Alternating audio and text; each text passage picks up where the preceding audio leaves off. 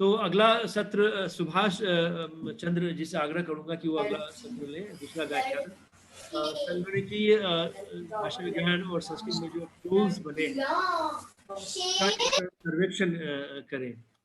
सुभाष जी से आग्रह, आप अपना व्याख्यान शुरू करें। धन्यवाद सर। मैं सर की ही बात को आगे और सर की परंपरा को आगे बढ़ाने के लिए अभी संगणकीय भाषा विज्ञान में जो जो टूल्स उपलब्ध हैं अभी, अब सभी का तो नहीं हो सकता है, लेकिन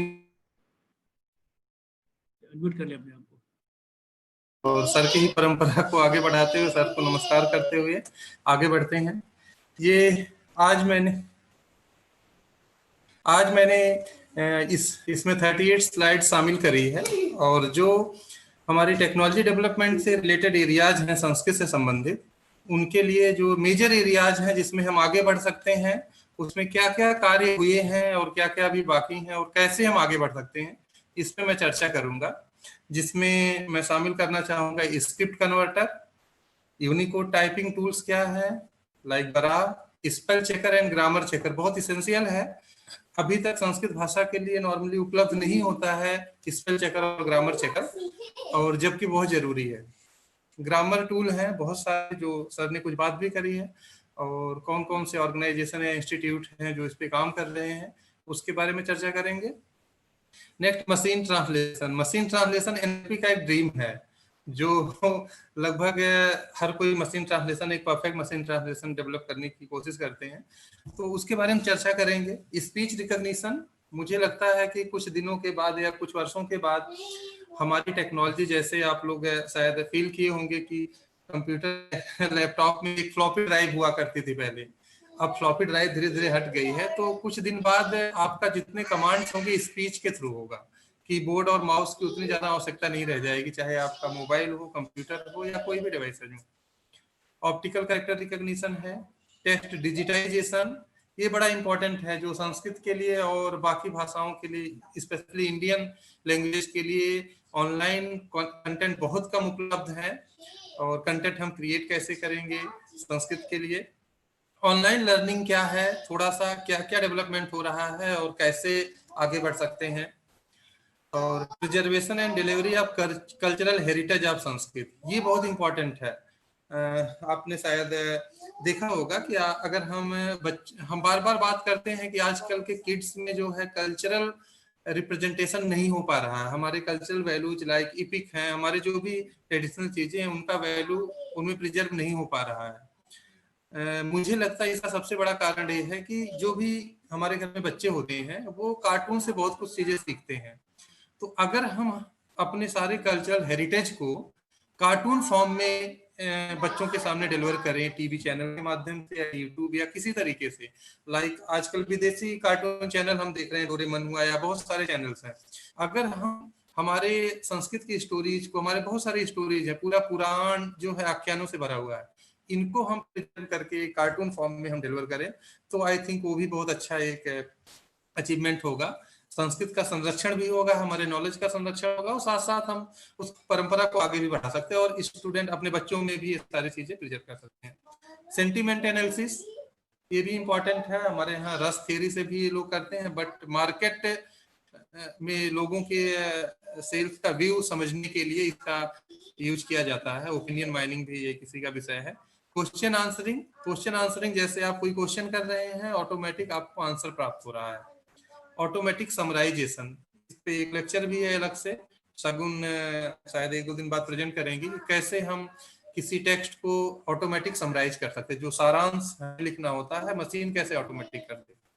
वर्ड सेंस डिसएम्बिगुएशन, बहुत चैलेंजिंग टास्क है, अर्थ विज्ञान से संबंधित है। शायद आप सारे लोग अगर संस्कृत के, तो आप लोगों को पता होगा अर्थ निर्धारण के लिए संकेतक ग्रह के 8 उपाय हैं, और जो लोग साहित्य के होंगे उनको पता ही होगा, अभिधेय, लक्ष्य और व्यंग्य, 3 प्रकार से अर्थ का निर्धारण होता है। तो फिर ये बड़ी जटिल प्रक्रिया है। अभी मशीन अभिधेय को समझने में भी पूरी तरीके से सक्षम नहीं है, तो हम इसमें कैसे आगे बढ़ सकते हैं, इसकी हम बात करेंगे। तो सबसे पहले चर्चा करते हैं, सर ने कुछ चर्चा कर भी है, और हम चर्चा करते हैं संस्कृत में मेजर एरियाज क्या क्या हैं। इस पे हम पहला ये एरियाज है जो मैंने अभी आपको बताया था। इसमें से हम पहले चर्चा करें कि यूनिकोड क्या है। हमारे मन में एक प्रश्न होता है, बार बार आप लोगों ने देखा होगा कि जब आप, बहुत सारे लोग आप लोगों में से संस्कृत टाइप करते होंगे तो उनको ये प्रॉब्लम होती है फॉन्ट्स की। जब आप टाइप कर लेते हैं तो बेटर ये है कि आप यूनिकोड में शिफ्ट होइए। ये 1988 में पहली बार इंट्रोड्यूस हुआ था, तो बहुत कम लैंग्वेज थी, और ये लगभग जितने भी कैरेक्टर्स हमारे, ऑलमोस्ट जितनी मॉडर्न लैंग्वेजेज हैं वर्ल्ड की, उसमें जो भी कैरेक्टर्स हैं उसको हैंडल करता है। और इसके बहुत सारे वर्जन आ चुके हैं। अभी 2020 मार्च में नया इसका 13.0 रिलीज हुआ है, जिसमें लगभग 1,43,859 कैरेक्टर्स हैं, जो लगभग 154 मॉडर्न स्क्रिप्ट को कवर करते हैं। तो ये यूनिकोड। फिर आपको शायद पता होगा, जो लोग माइक्रोसॉफ्ट वर्ड यूज कर रहे होंगे, आपके कंप्यूटर में विंडोज 7 के बाद या उससे पहले से भी नॉर्मली ये दो फॉन्ट जो है, मंगल यूनिकोड कंपेटेबल फॉन्ट है, जिसमें देवनागरी, थोड़ा सा क्लस्टरिंग की प्रॉब्लम होती है दिखने में, बट अगर आप एरियल यूनिकोड एमएस यूज कर रहे हैं तो वो भी प्रॉब्लम शायद सॉर्ट आउट हो जाएगी। और ये प्री इंस्टॉल यूनिकोड फॉन्ट्स हैं। कुछ लोगों को ये भी कंफ्यूजन होता है कि यूनिकोड फॉन्ट कहीं भी टाइप करके जस्ट वो यूनिकोड फॉन्ट को सिलेक्ट करने से उनका फॉन्ट या उनका जो टेक्स्ट है ऑटोमेटिक यूनिकोड में कन्वर्ट हो जाएगा। ऐसा नहीं है। यूनिकोड फॉन्ट सिर्फ डिस्प्ले के लिए है, और आप टाइप करने के लिए किसी भी यूनिकोड कंपेटेबल सॉफ्टवेयर, जो भी इनपुट डिवाइसेज हैं, उसको आप यूज कर सकते हैं। संस्कृत के लिए हम लोग जो यूज करते हैं वो बराह है। बराह एक वेबसाइट है, baraah.com। बहुत सारे वर्जन अभी शायद पेड हो गया है, 1000 रुपीज 1500 समथिंग चार्ज कर रहे हैं वो लेटेस्ट के लिए। लेकिन बराह 9 से पहले का जो उसका वर्जन है वो बिल्कुल फ्री है, आप वेबसाइट से डाउनलोड कर सकते हैं और उसको इंस्टॉल करके। सबसे बड़ी बात है ये फोनेटिक कीबोर्ड है। आपको शायद पता होना चाहिए फोनेटिक कीबोर्ड का क्या फायदा होता है। लाइक आप लोगों ने, बहुत सारे लोगों ने दूसरे फॉन्ट में टाइप किया होगा जो फोनेटिक नहीं है। जैसे बहुत सारे कृतिदेव में बहुत सारे लोग टाइप करते हैं, वाकमैन चाणक्य में बहुत सारे लोग टाइप करते हैं, बट प्रॉब्लम क्या है, वाकमैन चाणक्य कृतिदेव में जब आप टाइप करते हैं तो वहां आपकी प्रॉब्लम होती, का टाइप करना है तो आपको ए प्रेस करना पड़ सकता है, बा के लिए सी प्रेस करना पड़ सकता है। इससे क्या होता है, आपकी इंग्लिश की टाइपिंग जो है बिल्कुल खराब हो जाती है। उसको समझना, दोनों कीबोर्ड को समझना बिल्कुल अलग पैटर्न हो जाता है। लेकिन जो फोनेटिक कीबोर्ड होते हैं वो नॉर्मली जो सिमिलर फोनेटिक से सिमिलर वर्ण है उससे ही मैप होता है। लाइक ए टाइप करेंगे तो आ ही आएगा, सी टाइप करेंगे तो चा ही आएगा। तो बराह में ये फैसिलिटीज है, उसका हेल्प है, आप देख सकते हैं। इसके आगे एक सेशन होगा, उसमें डिटेल आपकी चर्चा की जाएगी, कैसे आपको इंस्टॉल करना है, कैसे आपको इसको यूज करना है। तो बहुत सही है संस्कृत टाइप करने के लिए। इसमें वैदिक भी टाइप कर सकते हैं और लौकिक भी कर सकते हैं। और उसके बाद जो है गूगल इनपुट भी कुछ हद तक हेल्प कर सकता है देवनागरी के लिए, लेकिन संस्कृत के लिए थोड़ा उसके पास डेटा कम है आई होप, इसलिए वो थोड़ा सा संस्कृत के लिए वहां भी प्रॉब्लम है।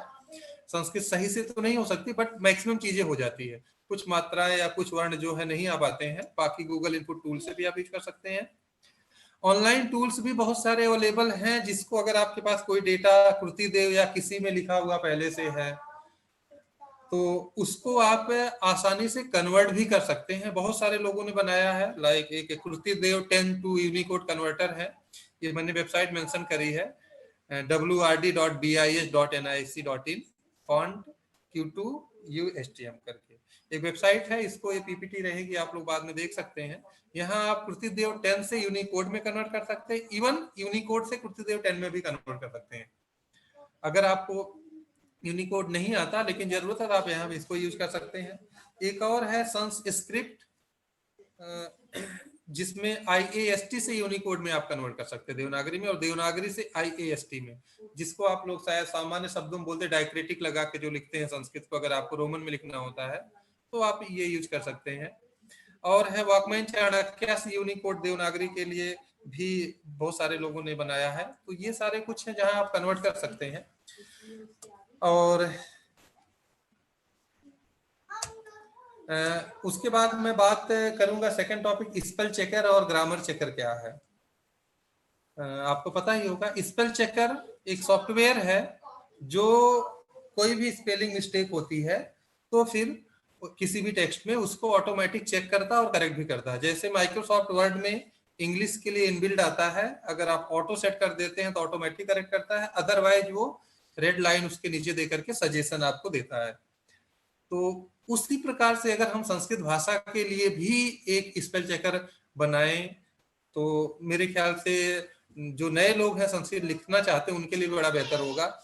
जैसे मैं बात करूं, अगर हम रामेन लिख रहे हैं, गलती से हमने रामेन लिखा, तो यहाँ सजेशन आना चाहिए रामेन रेफ है इसलिए वहां पे ना को डा हो जाएगा।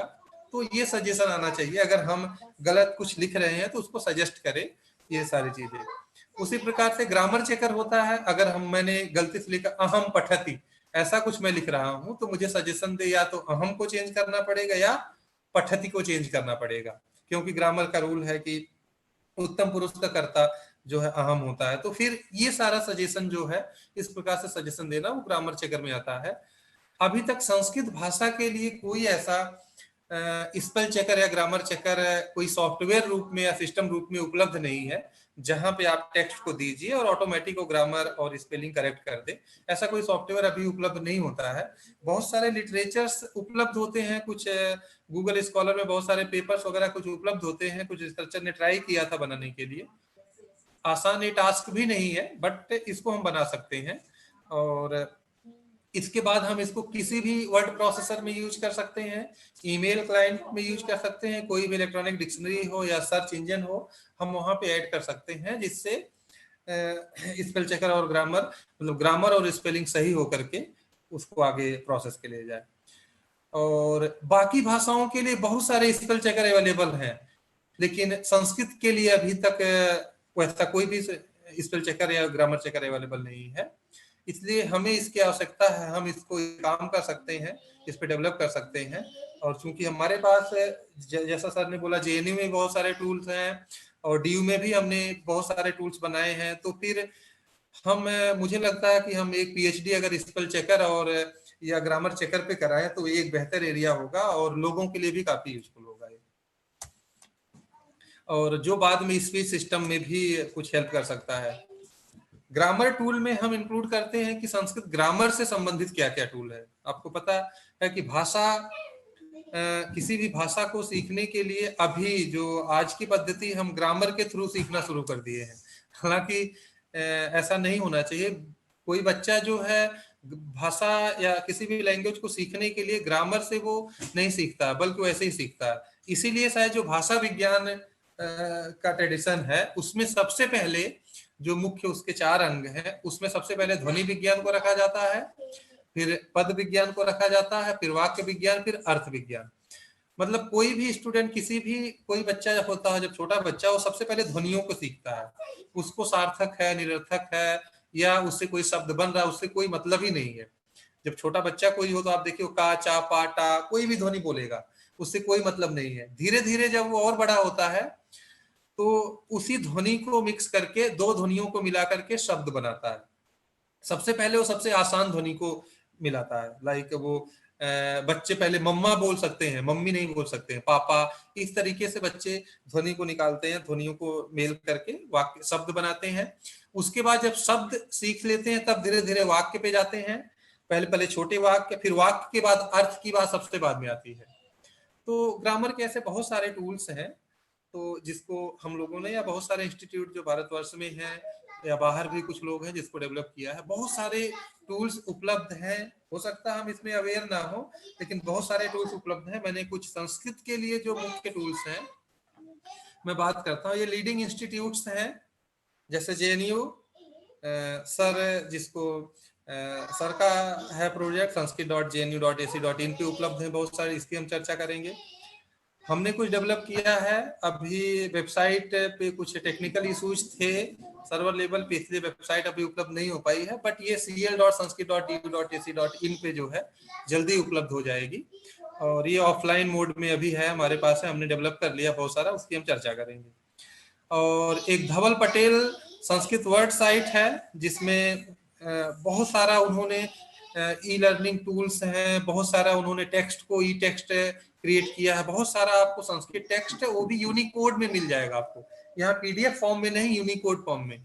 पीडीएफ में अगर इमेज होती है तो वहां हमारे लिए बड़ा कॉम्प्लिकेशन होता है सर्च करना, वो सर्चेबल नहीं होगा। एक प्रकार से वो एक फिजिकल बुक जैसा ही होता है, सिर्फ आप उसको मोबाइल या किसी डिवाइस पे पढ़ सकते हैं, लेकिन उसका और कोई दूसरा उपयोग नहीं कर सकते हैं। तो लेकिन यहाँ पे जो भी टेक्स्ट है वो यूनिकोड में है, जिसका आप यूटिलाइज भी कर सकते हैं, सर्च भी कर सकते हैं, कोई टूल्स वगैरह में भी यूज कर सकते हैं। हैदराबाद यूनिवर्सिटी का है, अंबाजी के अंडर में ये बहुत सारे प्रोजेक्ट हैं, उनके स्टूडेंट बहुत सारे ने काम किया है। संस्कृत हेरिटेज साइट है जिराड वेट का, यहाँ पे भी बहुत सारे टूल्स हैं जिसकी हम अभी चर्चा आगे करेंगे। जेएनयू सर के द्वारा जो विकसित है, सर के स्टूडेंट, हम लोगों ने बहुत सारे टूल्स अपने पीएचडी और एमफिल रिसर्च के रूप में हमने विकसित किया है। टेक्स्ट टू स्पीच है, जैसा सर ने भी बताया था, दिवाकर मिश्रा जी, आगे इनका इस पे लेक्चर भी होगा डिटेल में। नेम एंटिटी रिकॉग्निशन है जो सचिन जी ने बनाया है, ये भी उसी वेबसाइट पे उपलब्ध है जहां पे आप संस्कृत के नाम का पता लगा सकते किसी वाक्य में। भारतीय भाषा लिप्यंतरक, ये बड़ा इंपॉर्टेंट टूल है। एक भाषा, सपोज मुझे बंगाली नहीं आती है, पढ़ना नहीं आती है, लिपि पढ़ना नहीं आती बंगाली, लेकिन कोई संस्कृत का टेक्स्ट अगर वो बंगाली स्क्रिप्ट में लिखा है तो मैं उसको देवनागरी में कन्वर्ट कर सकता हूँ, फिर उसको पढ़ सकता हूँ, तो शायद समझना इजी। वैसे ही भारतीय भाषाओं के लिए लिप्यंतर है। पद विश्लेषक, मॉर्फोलॉजिकल एनालाइजर्स, जिसमें सुबंत, दो प्रकार के पद हैं संस्कृत में, सुबंत और तिङंत, ये दोनों के लिए है। और चूंकि सुबंत के पुनः अन्य भेद भी हो जाते हैं, जो सेकेंडरी सुबंत हम जिसको बोलते हैं, जिसमें कृदंत है, समासांत है, स्त्री प्रत्यंत है, ये सारे के लिए भी अलग अलग से हैं। संधि विश्लेषक, अभी सर ने भी बात किया था, संधि विच्छेद करना बड़ा ही चैलेंजिंग टास्क है, और किसी भी संस्कृत टेक्स्ट को सिंप्लीफाई करने के लिए संधि विच्छेद के बिना काम नहीं चलेगा, और ये बहुत चैलेंजिंग। आप शायद आप लोग गद्य से परिचित होंगे, संस्कृत के जो गद्य, बाण के गद्य या कादम्बरी वगैरह का कोई गद्यांश पाठ आप ले लीजिए, तो वहां पे संधि और समास वगैरह करने के बाद एक एक जो शब्द बनते हैं वो आधे पैराग्राफ के होते हैं, पूरा वाक्य तो कभी कभी एक एक पेज का होता है, तो उसको बिना तोड़े आप तो अर्थ कर ही नहीं सकते हैं। और संधि विश्लेषक बड़ा चैलेंजिंग है मशीन के लिए, क्योंकि संधि विश्लेषक अगर हमें रूल बेस बनाना है तो दो चीजें मेजर हो जाती है। लाइक मैंने विद्यालय बोला, तो हमें तो ये देखना है कि संधि होने के बाद कौन कौन सा वर्ण है जो संधि होने के बाद रहता है। हम वाह भी रह जाता है कहीं पे, अगर ऋण संधि हो रही तो वाह भी रह जाएगा, दीर्घ ई आ है वो भी रह जाएगा, दा में या है वो भी रह जाएगा, तो विद्यालय के ही कई सारे विच्छेद हो जाएंगे। तो अब हमारे लिए एक चैलेंजिंग टास्क हो जाता है कि कौन सा उसका सही विच्छेद है। इसके लिए हमें डिक्शनरी की मदद लेनी पड़ती है, और सारे शब्द डिक्शनरी में हो ये भी जरूरी नहीं है, तो फिर इसलिए चैलेंजिंग टास्क हो जाता है। संधि जनरेटर, ये आसान है, ये पाणिनि के नियम से हम बड़े आसानी से बना सकते हैं। सुबंत विश्लेषक, ये मेरा काम था, मैंने एमफिल इसमें किया हुआ था, और ये जेएनयू की वेबसाइट पे अभी उपलब्ध भी है, आप लोग देख सकते हैं। ये क्या करता है कि किसी भी सुबंत, अगर कोई भी पद है तो उसमें प्रकृति कौन सा है, प्रत्यय क्या है, उसको बताता है, जिससे अगर आपको प्रकृति और प्रत्यय किस कारक या विभक्ति में प्रयोग हुआ है, ये अगर आपको जानकारी हो जाती है तो उसका अर्थ निर्धारण करना आपके लिए आसान हो जाता है। अगर आपको पता चल गया कि षष्ठी विभक्ति एक वचन है, तो ऑब्वियसली आप संबंध को बताने का उसका चिन्ह प्रयोग करेंगे दूसरी भाषाओं के लिए। और उसके बाद है सुबंत जनरेटर। सुबंत जनरेटर जो है शब्द रूप जनरेट करने के लिए है। इस सिस्टम से आप किसी भी शब्द, ये स्पेशली जो स्कूल में स्टूडेंट को हम पढ़ाते हैं, छोटे बच्चों को, उनको सिखाने के लिए इसका प्रयोग कर सकते हैं कि एक शब्द का क्या रूप बन सकता है, कैसे बन सकता है, तो ये सारी चीजें कर सकते हैं। तिङंत विश्लेषक है, ये भी तिङंत क्रियापद का विश्लेषण करेगा, तिङंत निर्मापक है, तिङंत का निर्माण करेगा। और इसे ऐसे ही कृदंत विश्लेषक है, और पियोस टैगर है, ये मशीनी अनुवाद के लिए बहुत जरूरी होता है। जब तक आप जब अनुवाद कर रहे हैं, जब तक एक वाक्य में प्रयुक्त सारे पदों के बारे में आपको जानकारी नहीं है, तो फिर आप अनुवाद सक्षम करने में नहीं होंगे। तो टैगर बहुत इंपॉर्टेंट होता है।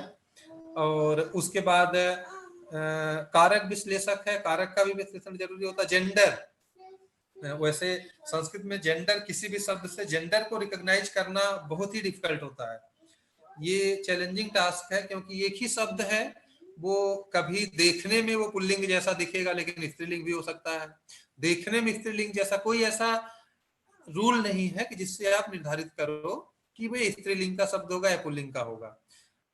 पाणिनि का लिंगानुशासनम उन्होंने शब्दों की चर्चा करी है, और फिर सिद्धांत कौमुदी अष्टाध्यायी में उन्होंने कुछ 6-7 प्रत्यय दिए हैं, जिसको जोड़ करके अगर आपको स्त्रीवाची शब्द बनाना है तो आप बना सकते हैं। वो भी एक है, इसके ऊपर भी आप कर सकते हैं। उसके बाद अब टीयू में इसके अतिरिक्त, एक ग्रामर टूल के अतिरिक्त बहुत सारे टूल्स हैं। ई टेक्स्ट आगे हम चर्चा करेंगे। इसको आप sanskrit.jnu.ac.in पे आप लोग अभी भी एक्सेस कर सकते हैं, देख सकते हैं, इसको यूटिलाइज कर सकते हैं, और ये सबके लिए उपलब्ध है। दूसरा जो है, हम लोग क्या कर रहे हैं, अभी ये वेबसाइट उपलब्ध तो नहीं है, बट उम्मीद करते हैं जल्दी ही हो जाएगी। और इसमें हम लोग जो डेवलप कर रहे हैं, हमारा मेजर ऑब्जेक्टिव है ई लर्निंग कंटेंट क्रिएट करना, जो हमारे स्पेशली दिल्ली यूनिवर्सिटी और दिल्ली यूनिवर्सिटी से संबद्ध जितने कॉलेजेस हैं यूजी लेवल और पीजी लेवल पे जो पाठ्यक्रम है संस्कृत का हायर एजुकेशन के लिए, उसके लिए टूल्स बनाना। तो हम लोग उस पर भी काम बहुत तेजी से कर रहे हैं। मैंने अभी, मेरे अंडर में 3 पीएचडी हो चुकी है और 3-4 रजिस्टर्ड हैं। तो उन लोगों ने 1-2 प्रोजेक्ट पे मैंने काम किया। 2014 से हमने इस पे काम शुरू किया है, जब मैंने यहाँ डीयू में ज्वाइन किया। तो उसमें अभी बहुत सारा हमने प्रोग्रेस कर लिया है, और जिसमें हमने सुबंत एनालाइजर बनाया है। ये थोड़ा सा सुबंत एनालाइजर डिफरेंट है, और उसके बाद सुबंत एनालाइजर के बाद तिङंत एनालाइजर है, सनद्यंत एनालाइजर, जो अभी सेकेंडरी क्रियापदों के लिए, लाइक जो सनद्यंत प्रकरण है, प्रक्रिया वाला पूरा है, जो 12 सेकेंडरी सफिक्सेज हैं, उस पे नॉर्मली बहुत कम काम मिलता है, क्योंकि वो बहुत जटिल एक प्रकरण माना जाता है और बहुत बड़ा भी माना जाता है। तो मेरे एक स्टूडेंट है भूपेंद्र कुमार, अभी वो किरोरीमल कॉलेज में पढ़ा रहे हैं, उन्होंने सनद्यंत पे किया था, बहुत ह्यूज डेटा उन्होंने कलेक्ट किया है। और उनका एक सिस्टम है जो सनद्यंत, किसी भी सनद्यंत क्रियापद को वो रिकॉग्नाइज करता है, बताता है कौन सा प्रत्यय और कौन सा धातु है, किस अर्थ में प्रयोग हुआ है, वो सारी बात करता है। कृदंत जनरेटर है, अभी फिलहाल इस पे काम चल रहा है। एक स्टूडेंट अभी रजिस्टर्ड हुए हैं, सुमित कुमार, ये इस पे काम कर रहे हैं। तद्धित एनालाइजर है, तद्धित पे एक साक्षी थी, पहली स्टूडेंट थी, उसने काम किया था तद्धित को एनालाइज करने के लिए। स्त्री प्रत्यांत, अभी जो मंगलाचरण में भास्कर उप्रेती जी शामिल थे, उन्होंने अभी एमफिल किया है जस्ट, ये बहुत अच्छा सिस्टम है। और उसके बाद है लैंग्वेज जनरेटर, हमने 2 पार्ट में रखा है, जो लैंग्वेज को विश्लेषण करते हैं, दूसरा जनरेट करते हैं। सुबंत जनरेटर है, तिङंत जनरेटर है, उसमें मुख्य रूप से अभी जो विकसित हुआ है। और दूसरी एक चीज यहाँ पे मैं बता दूं, हम लोग जो स्पेशली काम कर रहे हैं जनरेट करने के लिए, क्योंकि हमारा मेजर फोकस ई लर्निंग है। शायद सारे जगह जहाँ पे यूनिवर्सिटीज में, सारी यूनिवर्सिटीज में व्याकरण का पार्ट लगा होता है एमए या बीए के सिलेबस में, वहां सिद्धियों पे ज्यादा फोकस किया जाता है कि एक पद बनाने के लिए किन किन पाणनीय सूत्रों से होकर, प्रक्रिया से गुजर करके वो सारा बनता है। तो हमने बनाया है कि सुबंत के लिए बनाया है कि पूरी सिद्धि प्रक्रिया, आपको कुछ भी नहीं, एक एक्सपर्ट सिस्टम है जिसमें आप सिर्फ और सिर्फ संस्कृत का पद देंगे। आपको ना तो कोई पहचान देनी है, ना कुछ भी नहीं बताना, आप सिर्फ राम दे दीजिए, रामस्य दे दीजिए, रामाणाम, कुछ भी आप पद दे सकते हैं। तो वो ऑटोमेटिक पहचानेगा कि ये जो पद दिया गया है वो उसमें क्या प्रातिपदिक है और कौन सी विभक्ति है, कौन सा वचन है, एक तो पहले पहचान करेगा ऑटोमेटिक। पहचान करने के बाद उसी पहचान के आधार पे उसका पूरा क्रिया, जो उसकी पूरी प्रक्रिया है पाणिनि रूल के अनुसार। जैसे आप अगर, जो लोग एमए के विद्यार्थी या रिसर्चर हो गए, जिनको पता होगा, रामय को सिद्ध करने के लिए सबसे पहले हमें इसको प्रातिपदिक संज्ञा करनी पड़ती है। 2 सूत्र पाणिनि ने दिए हैं, अर्थवद धातुर प्रत्यय प्रातिपदिकम कृतद्धि समासाश्च, फिर प्रत्यय परस्य अज्ञा प्रातिपदिकात के अधिकार में एक सारे प्रत्यय सु औजस अम और षष्ठाभ्याम से पूरे प्रत्यय, इस पूरी प्रक्रिया को वो एक टेबुलर फॉर्मेट में दिखाएगा, और साथ साथ होने वाले सूत्रों से क्या क्या चेंजेस आएंगे। वो एक्चुअली मेरे एक लैपटॉप का वो थोड़ा सा प्रॉब्लम थे, जिसमें मेरा वो सिस्टम है, मैं उससे प्रेजेंट नहीं कर पा रहा हूँ।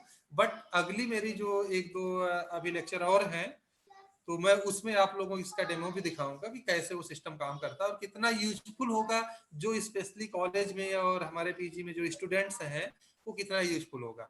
वैसे ही तिङंत के लिए बनाया गया है, जो अभी विवेक कुमार जी मेरे एक स्टूडेंट है, उनका पीएचडी हो गया है उसमें। तिङंत के लिए पूरा बनाया, सारा क्रिया उसका हो जाएगा। और स्त्री प्रत्यंत के लिए भास्कर जी ने बनाया, अभी कृदंत के लिए चल रहा है, सनदंत के लिए चल रहा है। मतलब जितने भी, मेरा उद्देश्य ये है कि जितने भी सिद्धांत कौमुदी, अलग सिद्धांत कौमुदी में अलग अलग प्रकरण है, सबके लिए हम लोग ऑनलाइन जो है डेरिवेशनल पूरी प्रोसेस क्या है वो हम निर्मित करें, ऑटोमेटिक करें और रूल बेस।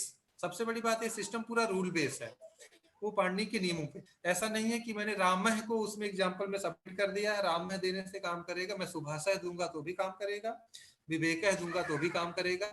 इसका मतलब कोई भी किसी का भी अगर शब्द रूप का हम उसका प्रयोग करें तो काम करेगा। और सीखने के लिए हमने प्रत्याहार जनरेटर है, उससे ये आप पता कर सकते हैं कौन से प्रत्याहार में कौन से वर्ण आते हैं, उसके नियम क्या क्या है, वो सारी बातें करेंगे। संधि जनरेटर है, संधि जनरेटर इतना सटीक हमने किया है, हमने उसमें थोड़ी सी कुछ लिमिटेशंस है। हालांकि संधि देखने में हमें आसान लगती है जनरेट करने के लिए, लेकिन यूनिकोड की एक प्रॉब्लम है, जैसे हम का बोल रहे हैं आ के साथ, कंप्यूटर के लिए ये इसमें मात्र एक स्ट्रिंग है, एक वर्ण है जिसकी लेंथ मात्र 1 है। लेकिन अगर आप उसको विश्लेषित करो तो का प्लस आ 2 आ जाती है।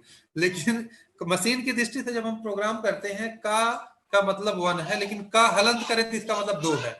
तो इस टाइप की जो कुछ प्रॉब्लम्स आती है जिसको कंप्यूट करना थोड़ी सी प्रॉब्लम भी होती है। तो हमने जो बनाया नियम बहुत सारे हो गए हैं, इसमें मेरे विद्यार्थियों ने बड़ी मदद करी, और ये सारे सिस्टम है। और इसके बाद हमने बहुत सारे टेक्स्ट को भी डिजिटलाइज किया है, उसमें ऑनलाइन सर्च है, उसकी हम बात करेंगे। तीसरा जो मुख्य काम है, मुख्य भूमिका है धवल पटेल जी की है।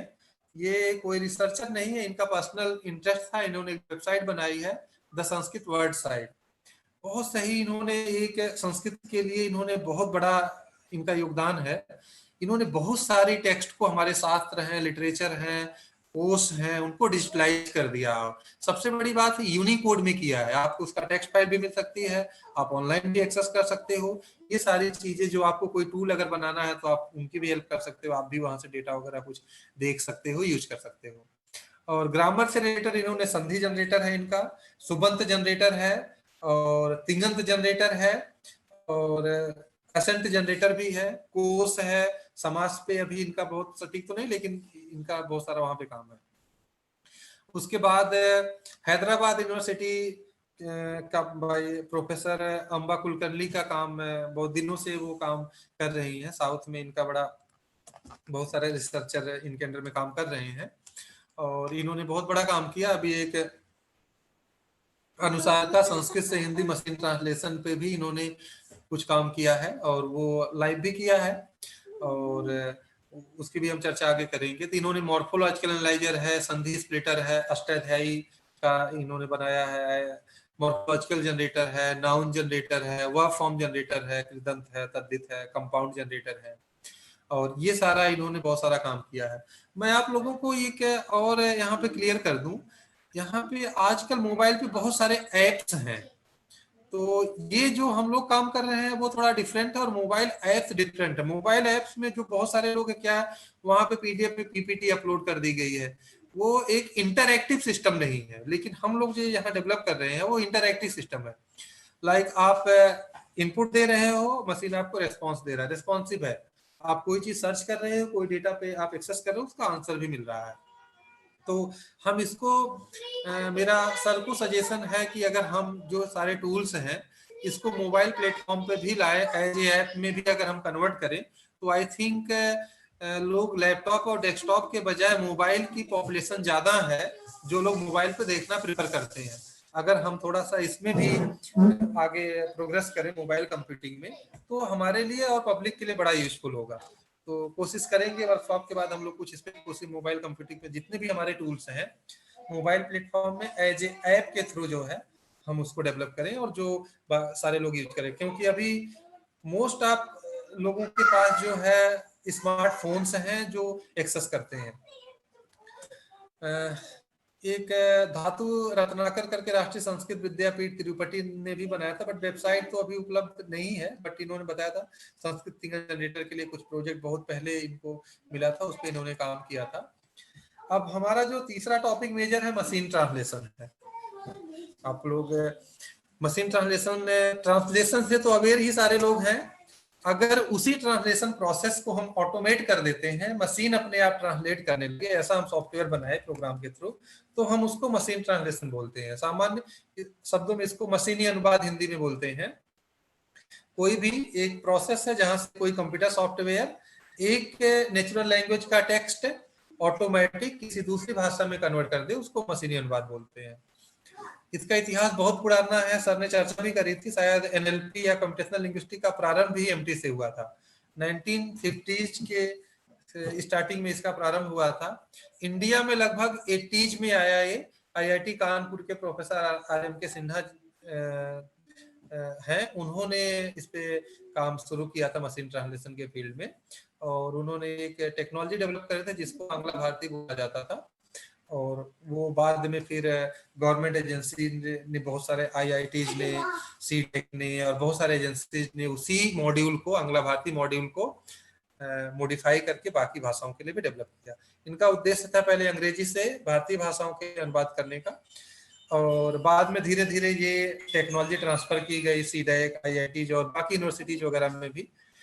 फिर 1987 में बहुत सारे ट्रिपल आईटी के रिसर्चर ने भी एक्सेप्ट किया संस्कृत की क्या भूमिका होगी एमटी के क्षेत्र में, और लोग इंस्पायर भी और बहुत सारा काम भी हुआ। और एक बुक भी आई थी, पांडियन पर्सपेक्टिव एनएलपी बुक, उसमें भी आप लोगों को बहुत सारी हेल्प मिल सकती है। और उसके बाद जो है, अब हम थोड़ी सी चर्चा कर ले कि सर ने इस पे शायद ज्यादा फोकस नहीं किया था, मैं थोड़ा सा इसको और करना चाहूँ। हालांकि मशीन ट्रांसलेशन पे एक है, बट इसके बाद भी मैं बता दूं। आप लोग कभी सोचा है कि आप जो लोग अनुवाद करते होंगे एक भाषा से दूसरे भाषा में, अनुवाद होता कैसे है? क्योंकि हमारा माइंड इतना ट्रेंड है, हम दोनों भाषाओं को जानते हैं। अनुवाद में नॉर्मली दो भाषाएं शामिल होती है, एक तो सोर्स लैंग्वेज, दूसरी टारगेट लैंग्वेज। हमारा माइंड इतना ट्रेंड है, हम बड़े फास्ट कर देते हैं। जैसे मुझे अगर संस्कृत से हिंदी अनुवाद करने के लिए बोला जाए, मैं बोलूं अहम गृहम गच्छामि, तो मैं तुरंत, चूंकि मुझे संस्कृत भाषा का भी नॉलेज है और हिंदी का भी है, तो हिंदी में मैं तुरंत अनुवाद कर दूंगा, मैं घर जाता हूं। लेकिन अगर हम थोड़ा सा रुके और सोचे कि इस मशीनी अनुवाद, ये जो मैं अनुवाद कर रहा हूं अभी, इसमें क्या क्या प्रोसेस अप्लाई हुआ, आप कभी अगर थोड़ा ध्यान से सोचे तो आपको शायद पता चलेगा कि सबसे पहले आप वाक्य को, सोर्स लैंग्वेज के वाक्य को सुनते हैं, सुनने के बाद उसका विश्लेषण करते हैं। पहले तो लैंग्वेज डिटेक्ट करते हैं किस लैंग्वेज में है, पूरा विश्लेषण होता है, मॉर्फोलॉजिकल एनालिसिस है, पीओस टैगिंग है, जो हम अभी आगे पहले बात कर रहे थे, वो सारा आप काम आपका माइंड करता है। पहले जैसे मैंने सुना रामः गृहम गच्छति, मैंने सुना, मैंने देखा अच्छा संस्कृत भाषा है, हमारे पास मॉड्यूल है संस्कृत भाषा का कि ये पद, ये वर्ण अगर होंगे तो संस्कृत भाषा ही होगी, लैंग्वेज डिटेक्शन जिसको बोलते हैं। तो आप पता चल जाता है। उसके बाद आपको पता है कि संस्कृत में क्रियापद की क्या स्थिति होती है, कर्ता कैसा होगा, कर्म कौन सा होगा, वो सारी चीजें पता है आपके पास। पहले आप टेंस को आइडेंटिफाई करते हैं कि किस टेंस में है, गच्छति को देख करके आपको पता चल गया वर्तमान काल में है। और फिर आप लकार के बाद आप पुरुष का पता करते हैं, गच्छति है तो प्रथम पुरुष में है, तो ऑब्वियसली कर्ता जो है प्रथम पुरुष का होगा, राम इत्यादि या कोई भी हो सकता है। फिर कर्म हमेशा द्वितीय होगा। ये सारा विश्लेषण आप करते हैं, और साथ साथ विश्लेषण करने के बाद, मॉर्फोलॉजिकल एनालिसिस करने के बाद, मूल शब्द को आप डिक्शनरी से रिप्लेस करते हैं। जैसे मैं विश्लेषण करूं, राम से राम मुझे मूल शब्द मिल जाएगा, गृहम से गृह मिल जाएगा, गच्छति से गम मिल जाएगा। तो राम चूंकि नाम पद है, वो डिक्शनरी में आपको नहीं मिलेगा, इसका अनुवाद नहीं आपको करना है, बल्कि क्या करना है, इसका लिप्यंतर कर देना है। गृह के लिए आप डिक्शनरी में देखेंगे तो घर या जो भी उचित शब्द होगा वो आपको डिक्शनरी में मिल जाएगा। गम क्रिया का देखेंगे तो जाना, आपको एक क्रिया प्राप्त हो जाएगी। और साथ साथ इसमें विभक्ति वगैरह की सूचना के साथ साथ आप अब डिक्शनरी से रिप्लेस करने के बाद उस सूचना को आप टारगेट लैंग्वेज को जनरेट करने के लिए भेजते हैं। जनरेट करने के लिए टारगेट लैंग्वेज से संबंधित नियम आपके पास हैं। जैसे मुझे हिंदी में, अब हिंदी में मेरे पास आ गया राम, आ गया कर्ता और वो सब टैग होके आ गया, घर कर्म वगैरह टैग होके आ गया, जाना टैग होके आ गया क्रिया, और वो भी लट लकार मतलब वर्तमान काल की, और जिसमें कर्ता प्रथम पुरुष, ये सारी चीजें टैग होके आ गई। टारगेट लैंग्वेज अब इसके, अब हिंदी है, अब हिंदी में इन्हीं नियमों के अनुसार हम जनरेट करेंगे। कर्ता है तो कोई परिवर्तन नहीं होगा, तो राम, घर में भी कोई परिवर्तन नहीं होगा, घर, जाना है, जाना क्रिया का जो है वर्तमान काल में जाता है, जाती है, जाते हैं, चूंकि जेंडर भी इसमें हो जाता है तो राम पुल्लिंग है इसलिए वो जाता है, एक वचन जाता है। इस तरीके से आपका अनुवाद आप करते हैं। चूंकि आप वेल ट्रेन्ड हैं इसलिए आप ये अनुवाद बड़े फास्ट करते हैं। आप इमेजिन करिए जब आप कोई नई भाषा सीख रहे होते हैं तब यही अनुवाद का प्रोसेस आपके द्वारा भी बहुत स्लो प्रोसेस में होता है। आप इधर उधर आप सोचते हैं कैसे होगा, इसका क्या होगा, वो सारी चीजें आप करते हैं। लेकिन जो भाषा, जिन दो भाषाओं का नॉलेज आपको खूब होगा उसमें आपको सोचने की कोई आवश्यकता नहीं है। इन्हीं सारी प्रोसेस को जब हम मशीनी अनुवाद करते हैं तो इन्हीं सारी प्रोसेस को हम कंप्यूट करते हैं। पहला पार्ट हमारा होता है सोर्स लैंग्वेज को जनरेट करना, दूसरा पार्ट हमारा होता है टारगेट लैंग्वेज सोर्स लैंग्वेज का एनालिसिस और टारगेट लैंग्वेज को जनरेट करना। तो ये सारी प्रोसेस हम मशीन ट्रांसलेशन में करते हैं। और ट्रांसलेशन बहुत इजी टास्क नहीं है, क्योंकि अर्थ निर्धारण ह्यूमन अनुवाद भी जो है ट्रांसलेशन, वो लगभग आप सभी लोगों का, सपोज एक ही वाक्य एक ही पैराग्राफ है, 5 लोगों से अगर आप अनुवाद कराते हैं तो 5 टाइप का अनुवाद होगा। वो भी व्यक्तिगत भी हो जाता है, बहुत सारे शब्द आप क्या चयन कर रहे हैं, सिंटेक्स कैसे, वो सारी चीजें अलग होती। तो मशीन के लिए तो और भी चैलेंजिंग टास्क होगा। इसके लिए बहुत सारी विधियों का प्रयोग किया जाता है। उस पर हम आगे जो मशीन ट्रांसलेशन पे स्पेशल लेक्चर उसमें आप देखेंगे। और कंपोनेंट, ये सारे मुख्य मेजर कंपोनेंट है जो आपके किसी भी एमटी सिस्टम में लैंग्वेज रिकॉग्नाइजर होना चाहिए। प्री प्रोसेसर है, सेंटेंस स्प्लिटर है, टोकेनाइजर है, ये बहुत सारे पार्ट्स हैं। ये तो मैं बहुत मुख्य जो पार्ट्स उसकी बात कर रहा हूँ, उसके अलावा बहुत सारे पार्ट्स हैं जो एक एमटी सिस्टम में यूज होते हैं। मशीन ट्रांसलेशन पे अगर आप संस्कृत की बात करते हैं, अनुसार का जो मैंने आपको बताया था, ये सॉफ्टवेयर डेवलप किया गया था IIIT हैदराबाद, और अभी स्पेशली वो इंग्लिश से हिंदी वगैरह के लिए था, लेकिन अभी संस्कृत से हिंदी वगैरह के लिए बनाया जा रहा है। जो अम्बा कुलकर्णी है हैदराबाद यूनिवर्सिटी की, वो हेल्प कर रही है। उन्होंने वेबसाइट एक है वहां पे लाइव भी किया हुआ है, आप वहां पे ट्राई कर सकते हैं, इसको देख सकते हैं। और अभी सर ने बताया एक सहित एक बहुत पहले से एक पाइपलाइन में है, जेएनयू द्वारा डेवलप किया जा रहा है। एक बिंग प्लेटफॉर्म पे आएगा, माइक्रोसॉफ्ट के ट्रांसलेशन हब पे आएगा। चूंकि गूगल का ट्रांसलेटर है और इधर माइक्रोसॉफ्ट का भी ट्रांसलेटर है, ये दोनों जो है दोनों लैंग्वेज के लिए पैरेलल होते हैं। लाइक संस्कृत से हिंदी भी होगा और हिंदी से संस्कृत, तभी वो होस्ट होगा। ऐसा नहीं होगा कि सिर्फ संस्कृत से हिंदी आप होस्ट कर दो। तो जैसा सर ने बताया, अभी संस्कृत से हिंदी तो रेडी है, लेकिन हिंदी से संस्कृत के लिए अभी थोड़ा टाइम लग रहा है। तो शायद ये बिंग प्लेटफॉर्म पे आ जाए जल्दी ही। तो ये यहाँ पे एक है, और ये शायद इस प्रकार का पहला ही ट्रांसलेशन होगा जिसको आप उपलब्ध मतलब बाद में प्रयोग उसका कर सकते हैं। और भी बहुत सारे मशीन ट्रांसलेशन में बहुत रिसर्च हो रहे हैं। गवर्नमेंट एजेंसीज हैं, TDIL ने बहुत सारा फंड एमटी पे इन्वेस्ट किया है बहुत दिनों से। अनुभूति IIT कानपुर ने बहुत पहले डेवलप किया था। अनुसार का जो इंडियन लैंग्वेज टू इंग्लिश के लिए था।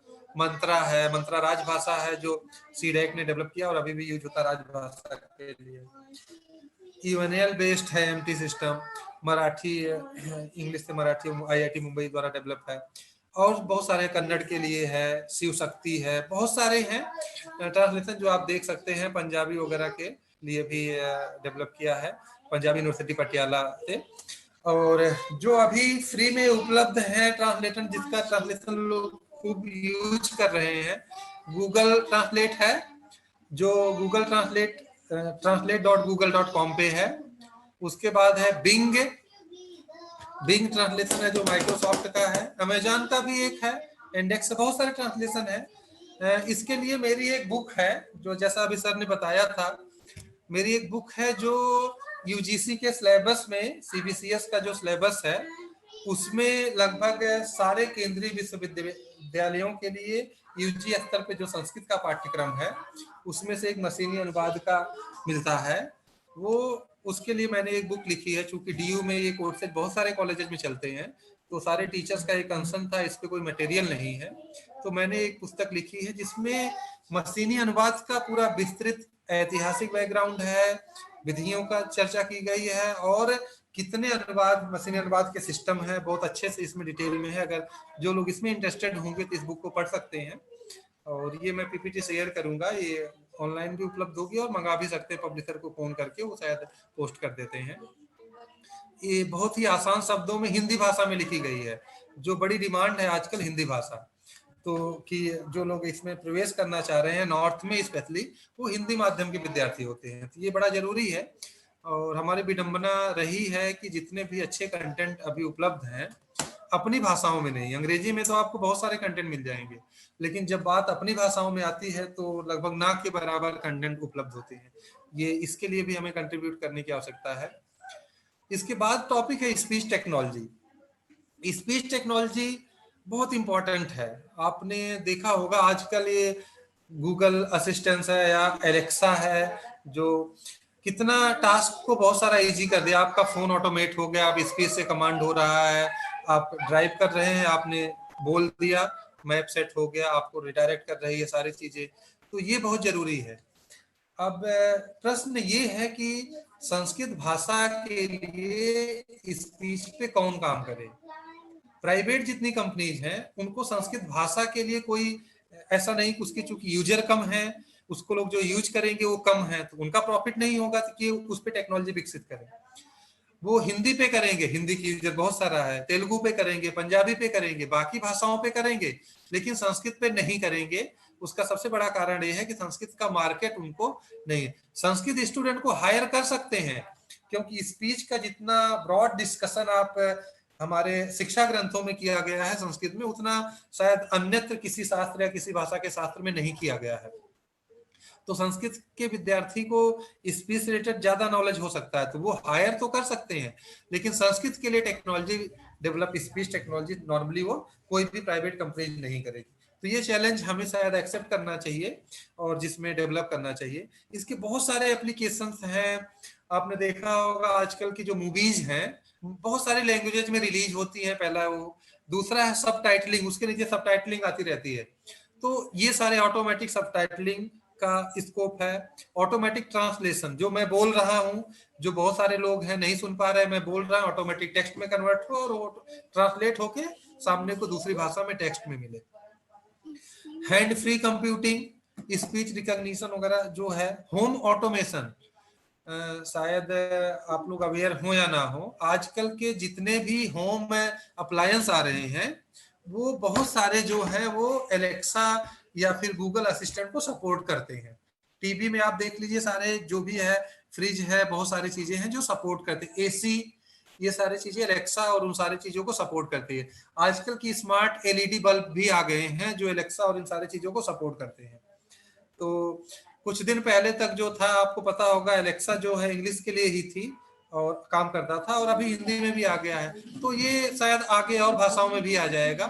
आप अपने घर में जितने भी प्रोडक्ट है उसको आप कंट्रोल कर सकते हैं वॉइस से, like switch off the TV, आप टीवी बंद कर सकते हैं, switch on, change the channel. आप अपनी वॉइस को रिमोट बना सकते हैं। आप किचन में हैं तो मॉनिटर कर सकते हैं। आपकी वॉशिंग मशीन चल रही है, आपको लगता है कि नहीं मुझे और लोड करना है, तो आप अगर वो एनेबल है तो आप वहां बोल करके उसको स्टॉप कर सकते हैं और फिर से, तो मतलब आप कोई भी काम कर सकते हैं। और अभी सर ने डिस्कस किया था संस्कृत टीटीएस, एक दिवाकर जी ने बनाया था संस्कृत के लिए, और हमें जरूरत है संस्कृत के लिए स्पीच रिकॉग्निशन सिस्टम बनाने के लिए। मुझे लगता है संस्कृत का अगर कोई स्पीच रिकॉग्निशन सिस्टम बन जाता है तो हम डेटा को डिजिटलाइज करने के लिए, आई थिंक कंटेंट क्रिएट करने के लिए बहुत बड़ी भूमिका अदा करेगा। जैसे अभी हम यूज करते हैं वर्ल्ड में, हम गूगल असिस्टेंट को अगर यूज करते हैं तो अंग्रेजी तो बड़े अच्छे से टाइप हो जाती है, हम बोलते रहे ऑटोमेटिक वर्ड में टाइप होता रहता है। अगर हम संस्कृत के लिए ऐसी टेक्नोलॉजी विकसित कर लें या हिंदी वगैरह के लिए विकसित कर लें तो शायद वो हमारे लिए बहुत एक क्रांति आ जाएगी, जिसमें हम डेटा को बड़े आसानी से डिजिटलाइज कर पाएंगे। कोई संस्कृत बोल रहा है, ऑटोमेटिक हम डिजिटलाइज और कंटेंट बड़े आसानी से क्रिएट कर सकते हैं। इसके और भी बहुत सारे एप्लीकेशंस है, मैंने बताया दिवाकर जी ने किया था, लेकिन हमें इस पे रिकॉग्निशन संस्कृत के लिए डेवलप करने की जरूरत है। ऑप्टिकल कैरेक्टर रिकॉग्निशन, मैन्युस्क्रिप्ट के लिए इसकी बहुत जरूरत है। हैंड रिटन टेक्स्ट, हमारे पास बहुत सारी मैन्युस्क्रिप्ट पूरा अथाह पड़ा हुआ है सारी टेक्स्ट है। अगर डिजिटल लाइब्रेरी में तो स्कैन डेटा उपलब्ध है, लेकिन उसका डिजिटलाइज मतलब कंटेंट क्रिएट नहीं है जिसको हम सर्च कर सके या हम प्रोग्राम या हम डेटा में इसको यूज कर सके। ये भी एक बहुत जरूरी है, हम अच्छा होशियार बनाए। बहुत सारे लोगों ने काम किया है, एक्यूरेसी भी कुछ ठीक है, संस्कृत के लिए भी बहुत सारे हैं, मैं अभी आगे बताऊंगा। ये बहुत काम आता है मैन्युस्क्रिप्ट को टेक्स्ट में कन्वर्ट करने के लिए, कंटेंट क्रिएशन के लिए, डेटा एंट्री करने के लिए, बैंक में बहुत इसका एप्लीकेशन है, नंबर प्लेट ट्रैफिक में रिकॉग्नाइज करने के लिए। आपको शायद पता होना चाहिए कि आजकल ट्रैफिक मैनेज वाईफाई कैमरे से भी होता है। अगर आपने ट्रैफिक रूल का वायलेशन किया, आपके जो भी नंबर प्लेट का फोटो स्कैन होगा, खींच करके ऑटोमेटिक सर्वर पे भेज करके जो भी आपका पेनल्टी होगी ऑटोमेटिक आपको ईमेल या मैसेज के थ्रू हो जाए। अगर हम ऐसा करने में सक्षम होते हैं तो मुझे लगता है ट्रैफिक ऑटोमेटिक मैनेज हो जाएगा। ये सारा पूरा दिल्ली में ट्रैफिक की जितनी प्रॉब्लम होती है, मैंने देखा है कि ट्रैफिक प्रॉब्लम सबसे बड़ा कारण इसका ये है कि लोग सही से ड्राइव नहीं करते हैं। अगर हम ऑटोमेटिक इसको कर दें, चालान ऑटोमेटिक घर पे आ जाए और वो सारी चीजें हो जाए, तो मुझे लगता है करप्शन भी इसमें कम होगा। जो हम बात करते हैं कि करप्शन बहुत सारा होता है, तो ये भी सारी चीजें हो जाएगी, ऑटोमेशन बहुत सही हो जाएगा। पासपोर्ट रिकॉग्नाइज करने के लिए हैंड राइटिंग रिकॉग्निशन, हम हाथ से लिखे। हमने एक सर के साथ प्रोजेक्ट किया था जब मैं एमफिल में था 2006 में, सीडेक ज्वाइन करने से पहले। तो माइक्रोसॉफ्ट के साथ एक हमने किया हुआ था, तो उन्होंने हमें कुछ प्लेटफॉर्म दिया था और एक टेबलेट पीसी वगैरह में हमने डेटा कलेक्ट देवनागरी के लिए किया था। बट अभी उसका उन्होंने कुछ आउटकम नहीं निकाला, बट ये भी काम हम कर सकते हैं। और बहुत सारे हैं स्पीच रिकॉग्निशन, बांग्ला के लिए, तमिल है, देवनागरी, हिंदी, संस्कृत, मराठी के लिए है बहुत सारे। और सीडेक ने मलयालम, उड़िया, पंजाबी, तेलुगु और देवनागरी के लिए काम कर भी रहे हैं ये लोग, और डेवलप भी कर रहे हैं। एक और है जो ISI कोलकाता ने डेवलप किया था संस्कृत और हिंदी के लिए, बाद में सीडेक को ट्रांसफर कर दिया। और संस्कृत के लिए एक जो अभी मुझे सबसे अच्छा OCR मिला वो ओलिवर हेल्विक का है, जो संस्कृत, हिंदी, मराठी, गुजराती और तमिल के लिए लास्ट ईयर है 1-2 साल पहले उन्होंने फ्री में लाइसेंस कुछ लोगों को डिस्ट्रीब्यूट किया था। शायद मेरे पास भी होगा और JNU में सर के पास भी होगा। मुझे लगता है कि 70 से 80% एक्यूरेसी के साथ ये देता। अगर आप कोई स्कैंड बुक वगैरह आप उसमें देते हैं इनपुट, तो 70 से 80% आपका काम कर देता, बाकी आप उसको एडिट करके टेक्स्ट में आप उसको काम कर सकते हैं। और टेक्स्ट डिजिटलाइजेशन की अगर हम बात करते हैं, ये बड़ा इंपॉर्टेंट है। टेक्स्ट डिजिटल, हम दो चीजें है, हम थोड़े से कंफ्यूज्ड होते हैं। हम कभी कभी स्कैन्ड या PDF में स्टोर डेटा को भी डिजिटल टेक्स्ट मान लेते हैं। लाइक जो डिजिटल लाइब्रेरी वाले करते हैं, पूरी बुक को स्कैन कर दिया और स्कैन करने के बाद हम उसको डिजिटल टेक्स्ट मानते हैं। हाँ, वो डिजिटल टेक्स्ट है, उसको हम सेव कर सकते हैं, लेकिन उसको हम सर्चेबल नहीं बना सकते हैं। उसका बहुत ज्यादा उपयोग हम मशीन को ट्रेन करने के लिए या रूल बनाने के लिए हम नहीं कर सकते हैं। हम उसको देख सकते हैं, लेकिन हम उसका बहुत ज्यादा प्रयोग नहीं कर सकते हैं। तो बहुत सारे इंस्टीट्यूट हैं जो यूनिकोड में डिजिटलाइज का काम कर रहे हैं। JNU में जैसे सर का अमरकोश बहुत ही इंपॉर्टेंट है, महाभारत सर्च है, महाभारत का पूरा टेक्स्ट तो उपलब्ध है ही, साथ साथ आप किसी भी कीवर्ड से आप कोई भी शब्द खोजना चाहते हैं, लाइक आपको ये लगता है कि अर्जुन के ऊपर आपको कुछ लेक्चर वगैरह प्रिपेयर करना है, तो महाभारत में अर्जुन शब्द कहाँ कहाँ आया है आप बिल्कुल सर्च कर सकते हैं, पूरा कंप्लीट रेफरेंस पा सकते हैं। वो सारे श्लोक को पढ़ करके आप अर्जुन के ऊपर लेक्चर दे सकते हैं, प्रिपेयर कर सकते हैं। किसी के लिए भी रेफरेंस आपको देखना, वेदों का भाई है वहां पे, आयुर्वेद है, बहुत सारे मैन्युस्क्रिप्ट वहां पे उपलब्ध है जिसको आप कर सकते हैं। हम लोग भी, मैंने पाणिनि सूत्र पाठ पे अभी मैं काम शुरू कर रहा हूँ। सूत्र पाठ में आप किसी भी सूत्र के एक पद से खोज सकते हैं या सूत्र के टाइप से खोज सकते हैं, कुछ भी, मतलब ऐसा हम प्रयास कर रहे हैं। वैदिक लिटरेचर सर्च हमने एक बनाया है वेदों के लिए, एक मेरा स्टूडेंट था, PhD किया, MPhil किया था, तो वेदों में आप सर्च कर सकते हैं। धर्मशास्त्र बड़ा थोड़ा कंट्रोवर्शियल भी बहुत सारे लोग मानते हैं इसको। प्रॉपर हम जो बातें करते हैं, हमें मनुस्मृति और उनके बारे में जो कुछ नॉलेज है अभी, एक तो अधूरा नॉलेज होता है, हम बिना रेफरेंस की बात करते हैं।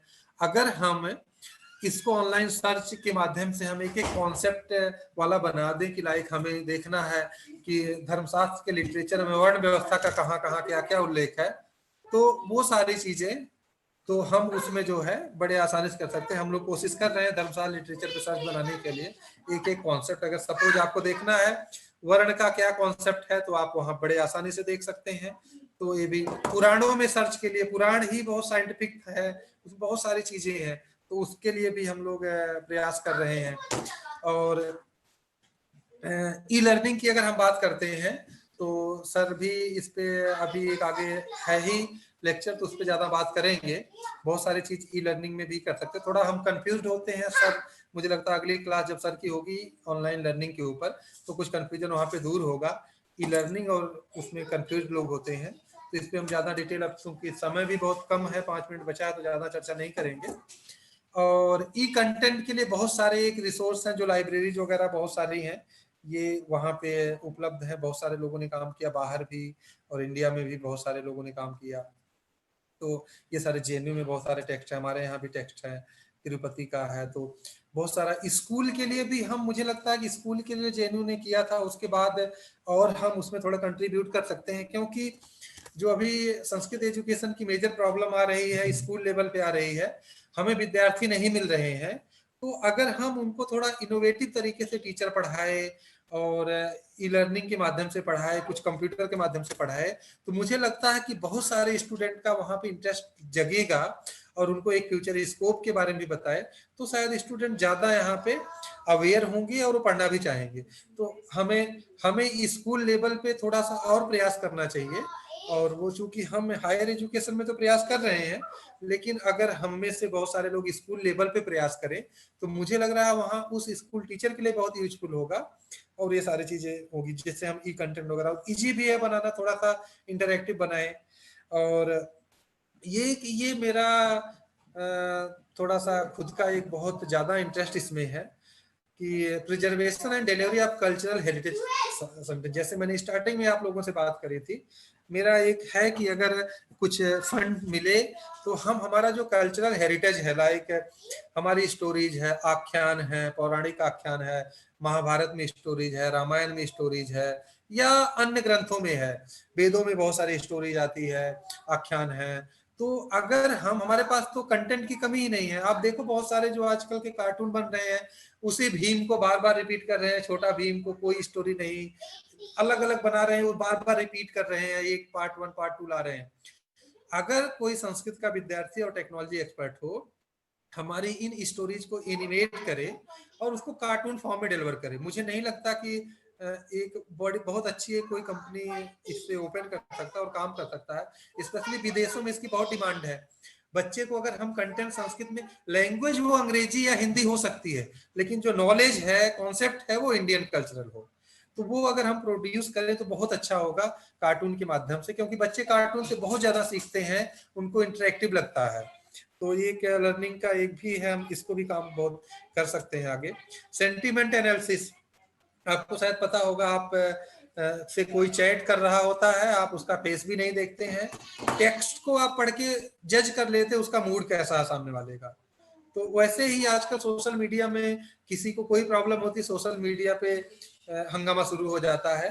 तो अगर हम उस टेक्स्ट से लोगों का, स्पेशली ये प्रोडक्ट कोई किसी का है, उसके फीडबैक के लिए प्रयोग किया जाता है सेंटीमेंट एनालिसिस, कि लोगों का सेंटीमेंट जान करके उसको एनालाइज करें और अपना मार्केट सर्वे करें। और उस तरीके से आप लोगों ने फील किया होगा, फेसबुक जिसका अकाउंट होगा, फेसबुक में क्या होता है कि जैसे ही आपने, बहुत सारे ऐड आते रहते हैं, जैसे आपने किसी ऐड पे क्लिक किया, उसके बाद उस प्रोडक्ट से संबंधित बहुत सारे ऐड आपके वॉल पे आने शुरू हो जाते हैं। इवन आप फोन पे ऐप, आपके फोन में बहुत सारा, फोन पे बात करते हैं, किसी ब्रांड का नाम लेते हैं, उससे संबंधित आपके सोशल मीडिया अकाउंट पे ऐड आने शुरू हो जाते हैं।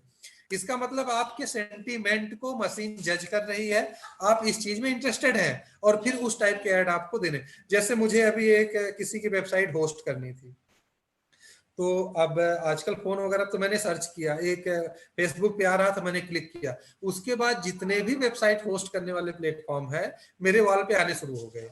मतलब उसको पता लग गया कि ये व्यक्ति जो है इंटरेस्टेड है वेबसाइट होस्ट करने के लिए, और वे उसके बदले उस कंपनी से वो पैसे चार्ज करते हैं सोशल मीडिया और सारे। तो ये बहुत ह्यूज इसका स्कोप है सेंटीमेंट एनालिसिस का, जो हम बहुत सारी, चाहे एग्जिट पोल हो, या मार्केट सर्वे करना हो, या किसी प्रोडक्ट का रिव्यू लेना हो, वो हम कर सकते हैं उसमें। वर्ड सर्च लिस्ट इंटीग्रेशन बहुत ही चैलेंजिंग टास्क है, बहुत सारे लोग हैं, मशीन ट्रांसलेशन में इसका बहुत है। उपयोग और सीमेंटिंग वगैरह के लिए बहुत सारा यूज है। तो इसी के साथ चूंकि समय भी समाप्त हो रहा है और 2 बजे तक होना चाहिए, तो मैंने कोशिश करी 1 घंटे में पूरा करने के लिए। तो मैं आप लोगों को बहुत बहुत धन्यवाद देना चाहूंगा कि आप लोगों की वजह से वर्कशॉप बड़ा ही सक्सेसफुल हुआ और आप लोग इसका आनंद उठाएंगे, और जो भी हम लोग यहाँ कोशिश करेंगे आप लोग सीखें। और अगर किसी का कोई प्रश्न है तो आप बिल्कुल कर सकते हैं। धन्यवाद सभी को।